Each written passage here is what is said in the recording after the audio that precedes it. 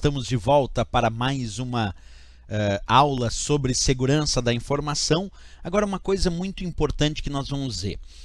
Nas aulas passadas, nós falamos em relação à segurança e a programas maliciosos, malware. Há alguns vírus de computador e outros que não são vírus de computador. Ok? Mas a partir dessa aula eu vou começar a comentar também sobre golpes na internet, que não são propriamente programas maliciosos em si, mas são golpes que se aplicam na internet. Até para que tu possa entender melhor, eu fiz aqui um esqueminha para a gente compreender. Quando a gente fala de golpes ou fraudes na internet, tem alguns bem famosos, como por exemplo o phishing, é um tipo de golpe que nós vamos discutir aqui, farming, temos também os hoax, que são os boatos. Então existem vários tipos de golpes na internet. Aqui eu coloquei 3 para a gente perceber que existe a ideia de golpes que não são propriamente programas maliciosos em si, que se utilizam, é claro, de programas ou elementos tecnológicos ou da informática ou não, para praticar algum tipo de golpe, algum tipo de fraude. E cai muito em prova, principalmente entre esses 3 que eu acabei de colocar. Não é à toa porque eu coloquei o phishing lá em cima. Porque phishing, de fato, entre esses golpes é um dos mais famosos. Temos também os boatos, que são chamados hoax, e também um golpe chamado farming, ok? Então vamos estudar começando com o phishing. O que é um phishing? Phishing é um site ou um e-mail falso, muito parecido com o verdadeiro, mas que tem a intenção de capturar as informações de identificação pessoal do usuário. Então vamos repetir ali a orientação teórica e depois a gente analisa exemplos. Então, phishing, site ou e-mail falso, parecido com o verdadeiro, com a intenção de capturar informações de identificação pessoal. Dando um exemplo prático, tu imagina que eu recebi um e-mail de um determinado banco pedindo para atualizar os dados cadastrais. E esse e-mail tinha a logomarca do banco, tinha a identidade visual, tudo igualzinho como se fosse verdadeiro. Quer dizer, recebi um e-mail com toda a identidade visual e a logomarca daquele banco, pedindo para clicar num link para atualizar os meus dados cadastrais.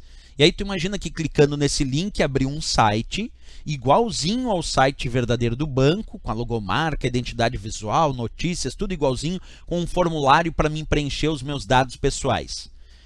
Agora, vamos imaginar que eu não sou correntista desse banco. Esse é um detalhe importante.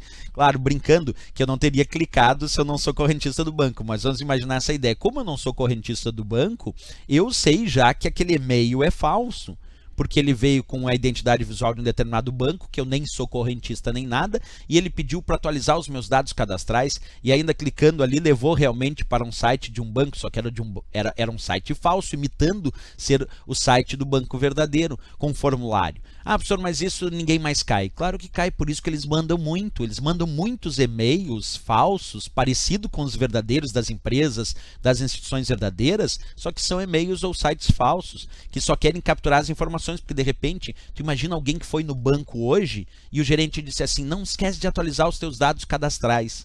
Aí essa pessoa chega em casa e tem um e-mail lá do banco que coincidentemente era do banco dela.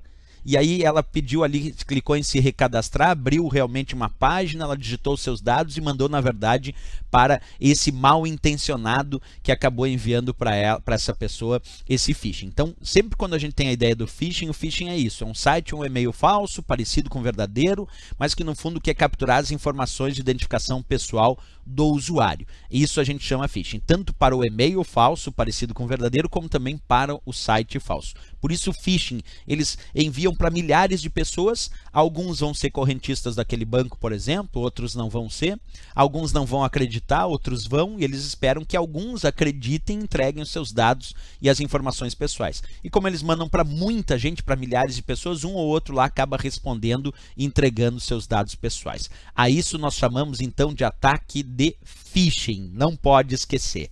Legal, né? Agora, legal, modo de dizer, legal é se cuidar disso e tomar cuidado com esses e-mails que a gente recebe, principalmente de instituições financeiras como os bancos. Isso é muito perigoso, né? É isso, pessoal, por essa aula de segurança. Na próxima, nós vamos continuar falando ainda sobre segurança da informação. Se gostou do nosso vídeo, não esquece, marca gostei e também se inscreve no nosso canal. Incentiva os amigos também a conhecerem o nosso canal para conhecer os nossos vídeos e permitir que a gente publique cada vez mais vídeos para vocês, certo? Até lá, bons estudos!